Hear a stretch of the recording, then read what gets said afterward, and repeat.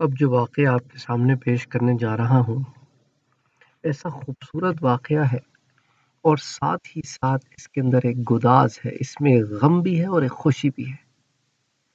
اس واقعے کو امام قرطبی نے نقل کیا ہے اور امام قرطبی نے تذکرۃ فی احوال الموتى و امور الآخرہ، یعنی اس کتاب کا جو نام ہے اس کا مطلب ہے کہ ایسی کتاب جس میں احوال الموتى مرنے کا حال ہو اور امور الآخرہ آخرت کے امور ڈسکس کیے گئے ہوں اور تذکرہ ہو، اس کا ڈسکشن ہو۔ تو امام قرطبی نے اس کے صفحہ نمبر 439 کے اوپر یہ واقعہ نقل کیا ہے۔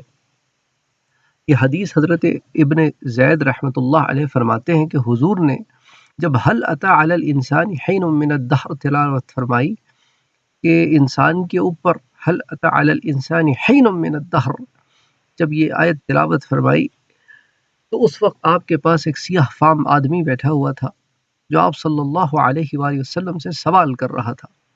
تو حضرت عمر بن خطاب رضی اللہ تعالی عنہ نے اسے فرمایا کہ تمہارے لیے اتنا کافی ہے کہ حضور صلی اللہ علیہ وآلہ وسلم پر بوجھ نہ ہو۔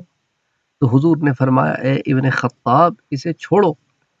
فرمایا جب یہ صورت نازل ہوئی اس وقت یہ آدمی آپ صلی اللہ علیہ وآلہ وسلم کے پاس موجود تھا۔ جب آپ نے یہ صورت اس کے سامنے پڑھی اور جنت کے حالات پر پہنچے تو اس نے ایک دم چیخ ماری جس سے اس کی روح نکل گئی۔